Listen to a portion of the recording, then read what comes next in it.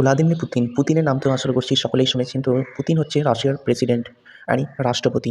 তো ভ্লাদিমির পুতিনের গাড়িতে এমন কী জিনিস রয়েছে যেটা খুব শক্তিশালী অ্যান্ড ভ্লাদিমির পুতিনকে কেউ কোনো আঘাত করতে পারছে না সহজেই। তো ভ্লাদিমির পুতিনের গাড়িতে রয়েছে বিভিন্ন ধরনের যন্ত্রাংশ অ্যান্ড মেশিনস, যেগুলো তাকে বিভিন্ন দুর্যোগ বা তাকে রক্ষা করতে সাহায্য করছে। এমনকি ভ্লাদিমির পুতিনের গাড়িতে রয়েছে বিভিন্ন ধরনের গ্যাস, যেগুলো তাকে সুরক্ষা করে, সে অক্সিজেন হোক অথবা নাইট্রোজেন হোক।